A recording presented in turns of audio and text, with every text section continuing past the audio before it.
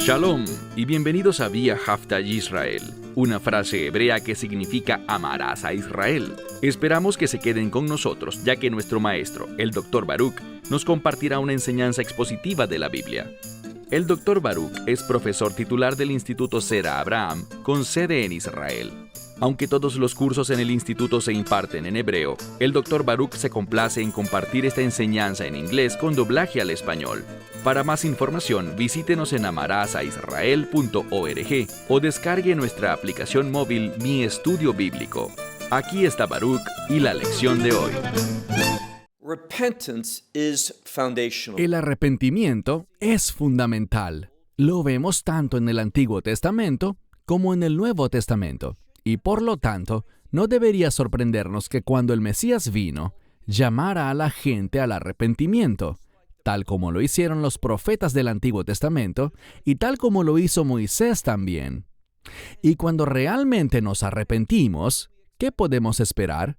Que nuestra vida cambie. Dicho de otro modo, que nuestra vida sea transformada.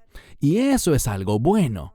Dios quiere traer un cambio a la vida de las personas para alejarlas de todo lo que es insignificante, de todo lo que no es de bendición, y guiarlas hacia aquello que les brinde el gozo de Dios, la satisfacción que proviene de experimentar a Dios, de caminar en la voluntad de Dios y de honrar a Dios tanto con palabras como con acciones. Toma tu Biblia y ve conmigo al Evangelio de Lucas, capítulo 15. Evangelio de Lucas, capítulo 15. El Mesías ha estado compartiendo, ha estado haciendo milagros, y hemos visto cómo las personas han respondido a Él.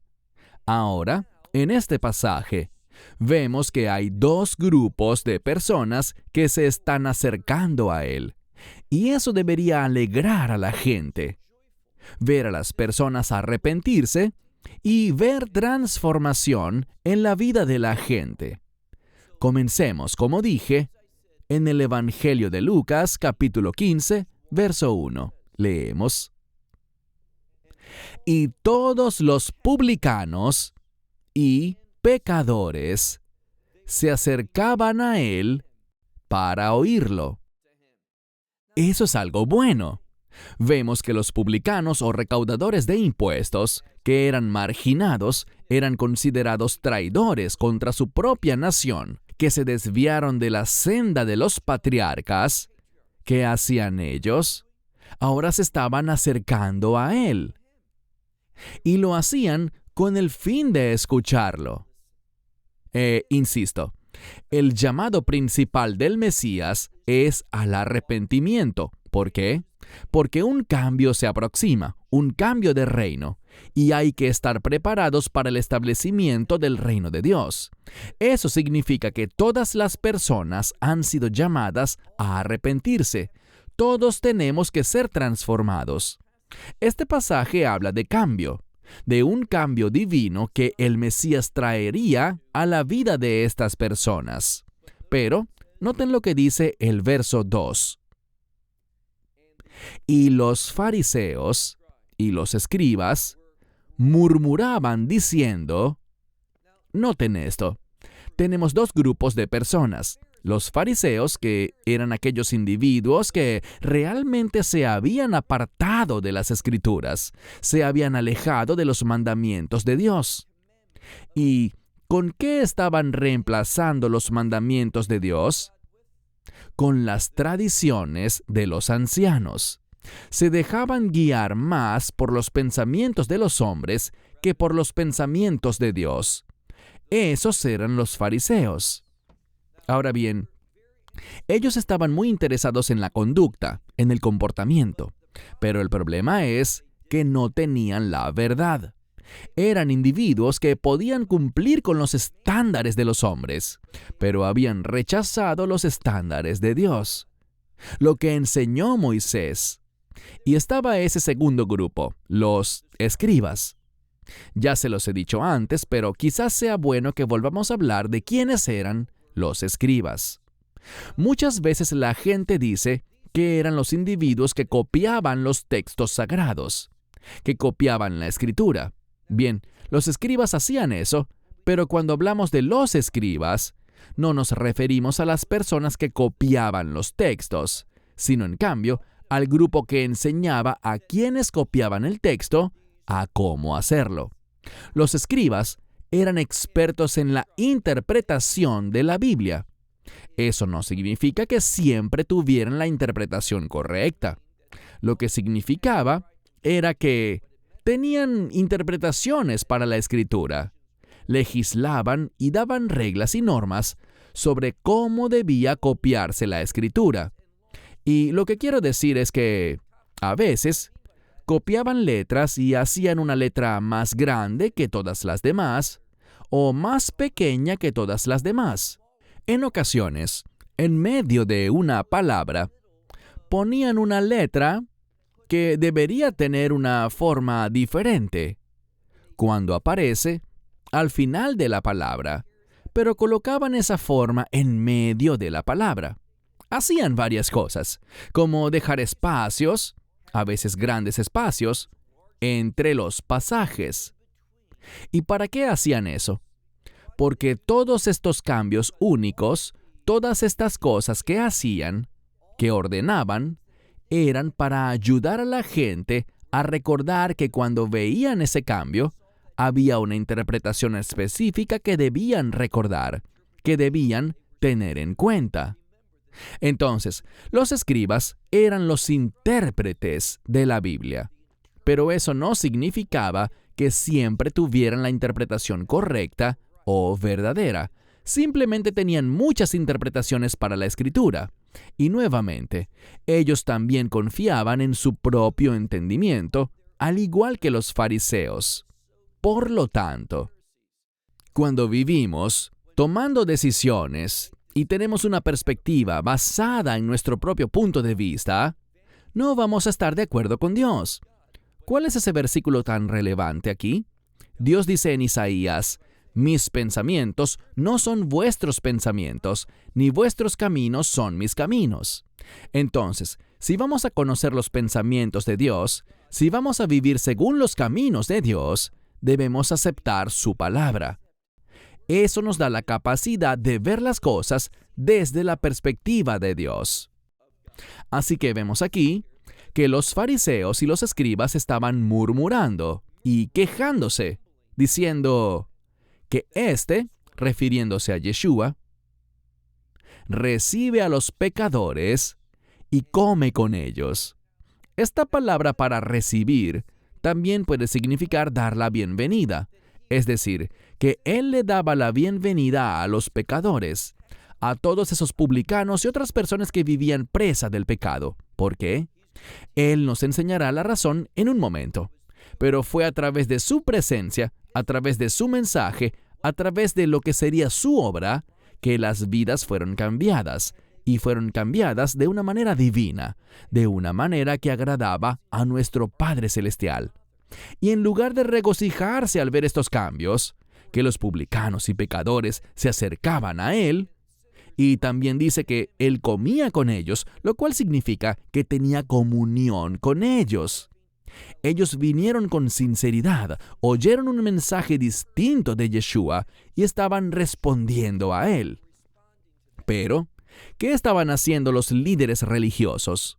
Como dice aquí, estaban murmurando en contra de eso. Mira el verso 3. Pero, esto significa en oposición a lo que ellos hacían, Él les dijo esta parábola. Cierto hombre de entre ustedes. ¿Por qué lo dice así? Cierto hombre de entre ustedes.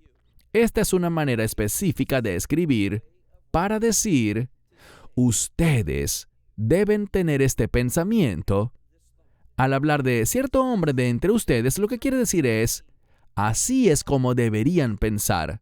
Así es como los que forman parte de su grupo deberían entender lo que está pasando. Son palabras específicas para transmitir una verdad específica.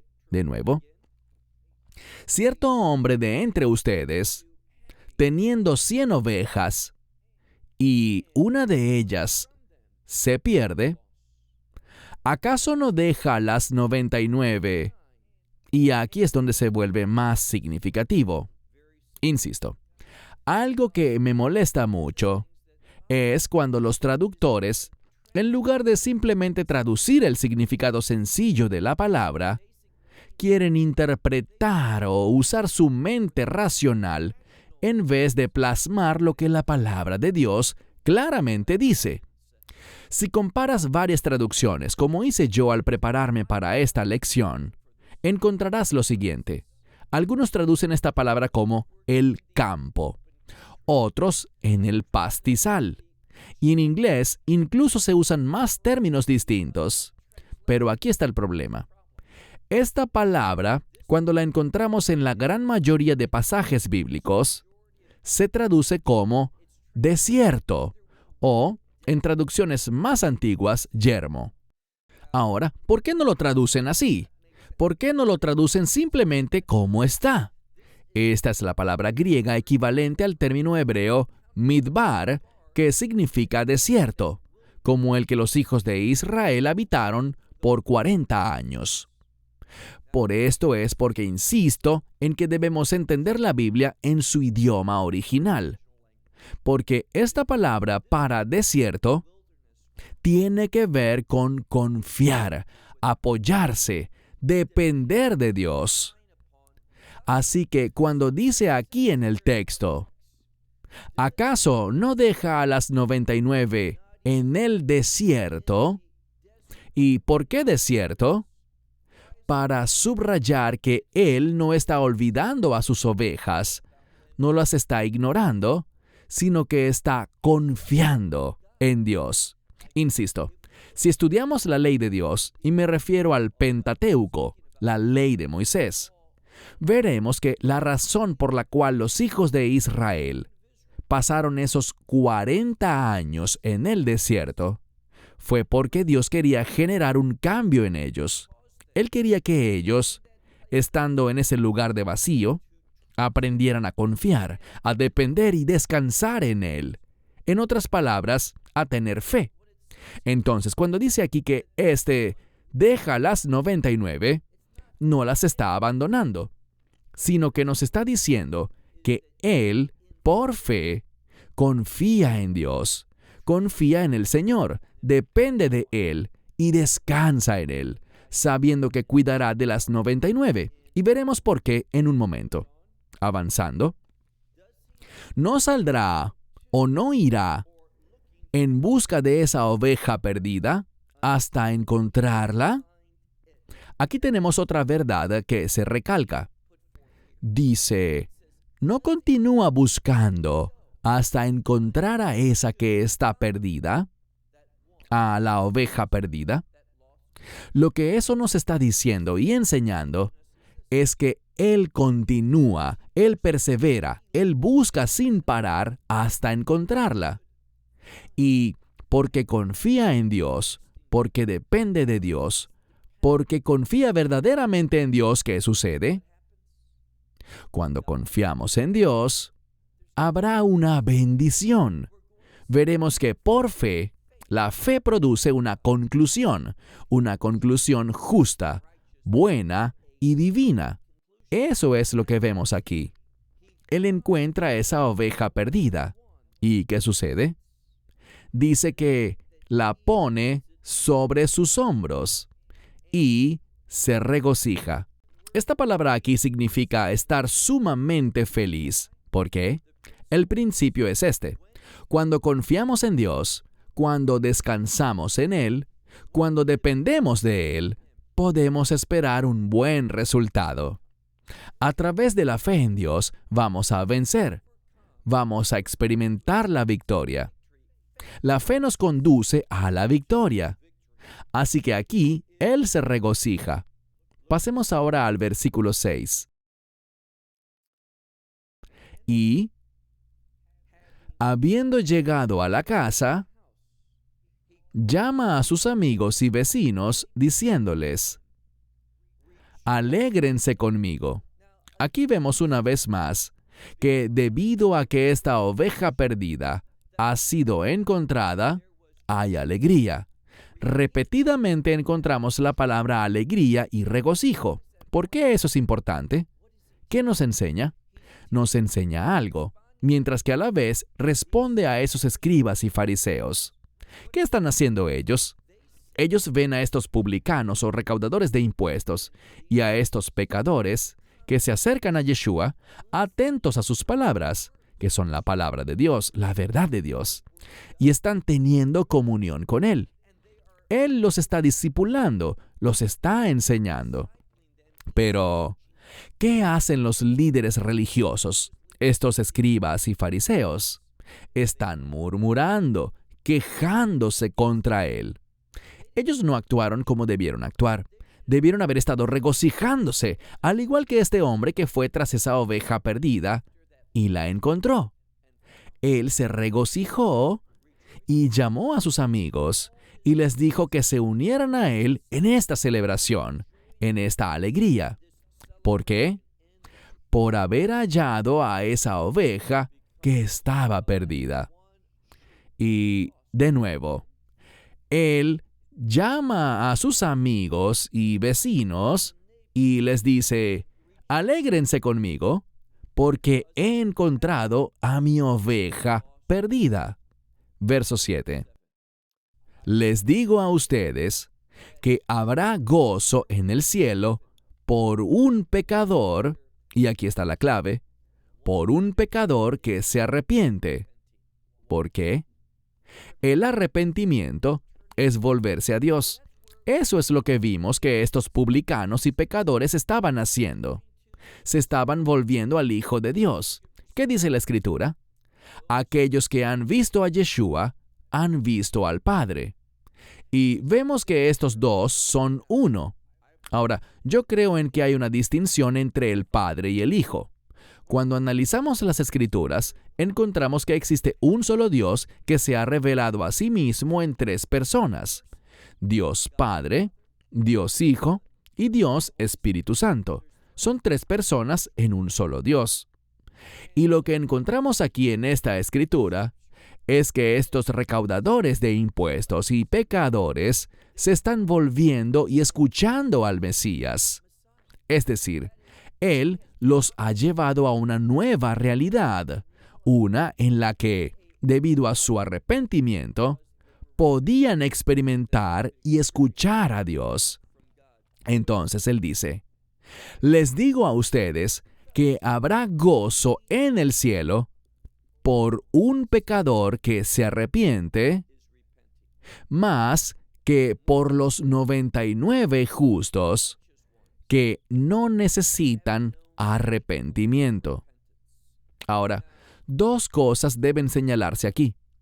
En primer lugar, no existe nadie justo excepto Dios.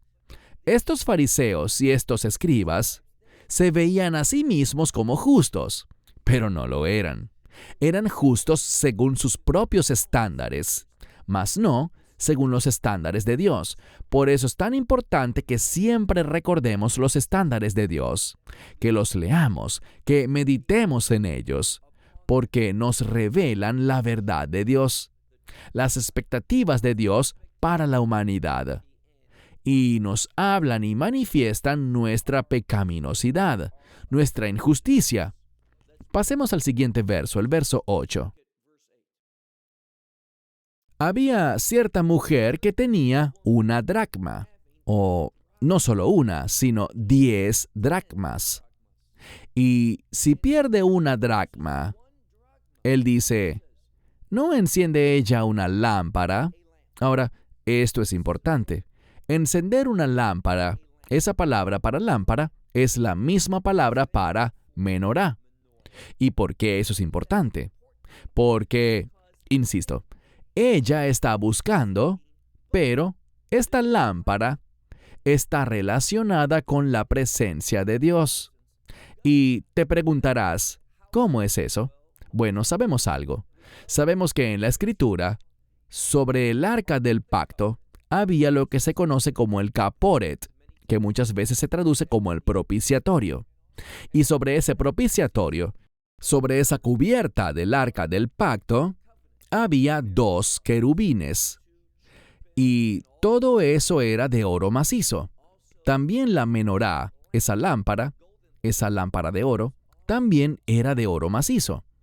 Y cuando se encendía la menorá, le recordaba al pueblo la presencia de Dios. Por lo tanto, es muy significativo que diga aquí que ella enciende una lámpara, pues esta es la misma palabra para menorá. ¿Qué está buscando ella? La presencia de Dios. Esta mujer que tenía 10 dracmas, si pierde una de ellas, no enciende una lámpara y barre la casa, pone las cosas en orden y busca cuidadosamente hasta que la encuentra. ¿Y por qué está eso allí hasta que la encuentra? Eso demuestra compromiso y también demuestra persistencia hasta vencer la dificultad. E insisto, cuando entramos a la presencia de Dios, ¿cómo lo hacemos? A través de la fe. ¿Cómo lo hacemos? A través del arrepentimiento, de la confianza en Él.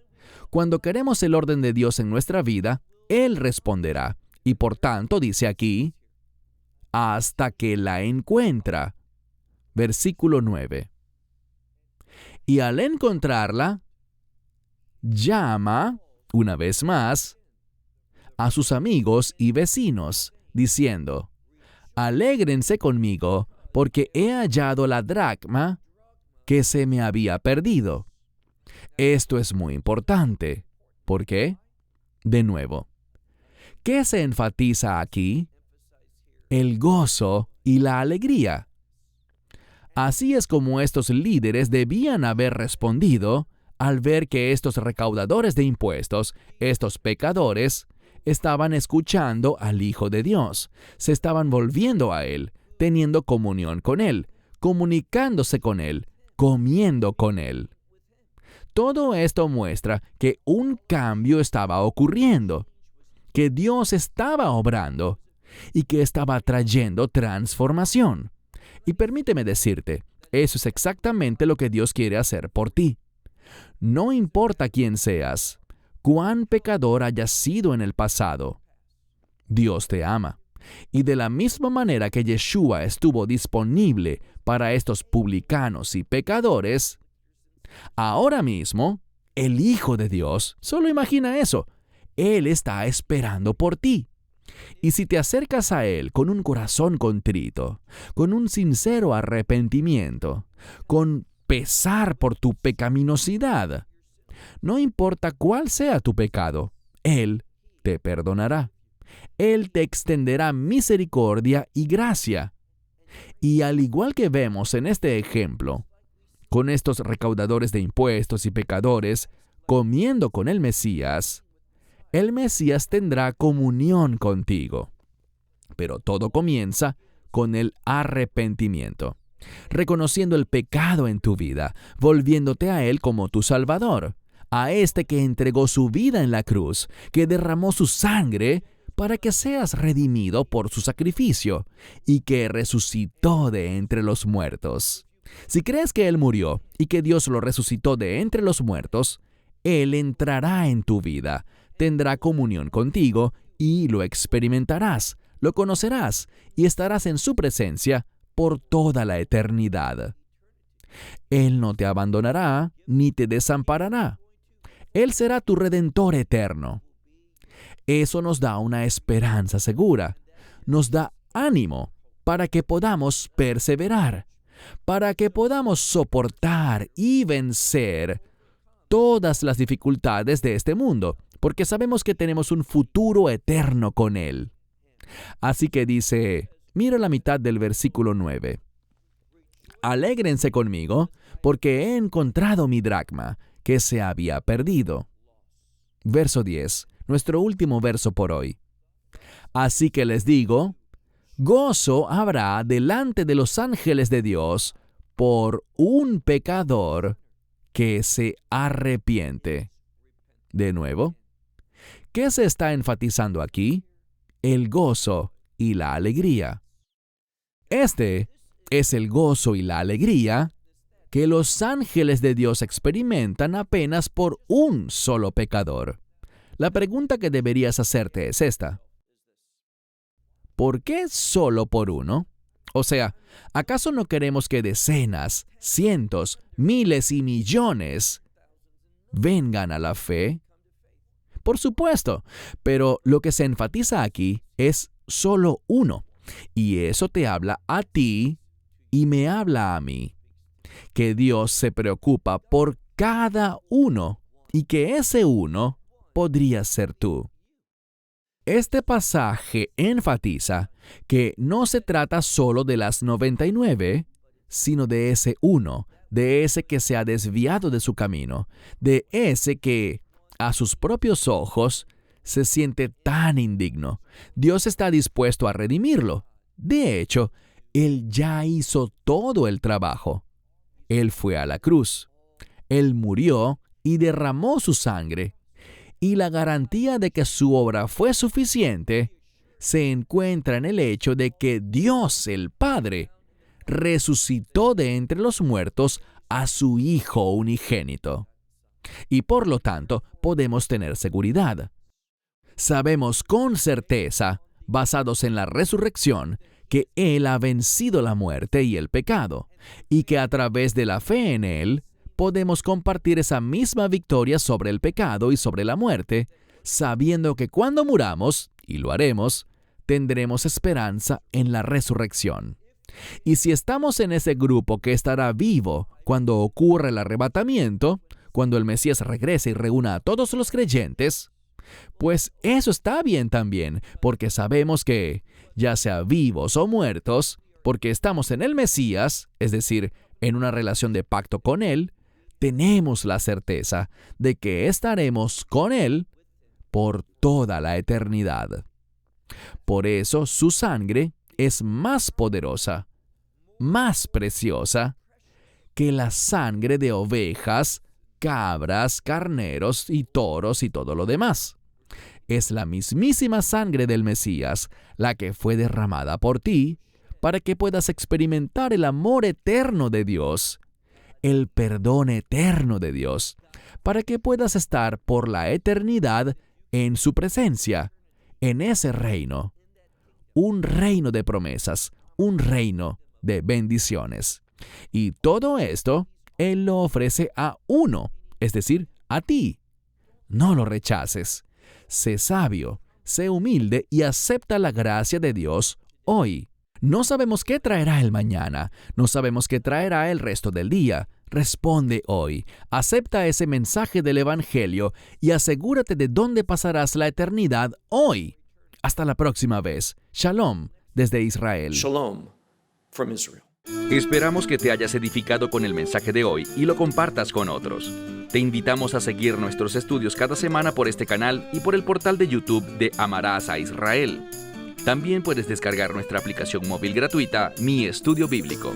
Finalmente, para obtener más información sobre nosotros, visita nuestra web amarasaisrael.org, donde encontrarás otras conferencias de Baruch en audio, video y texto. Hasta el próximo programa. Que el Señor te bendiga en Yeshua HaMashiach, Jesús el Mesías, mientras caminas con Él.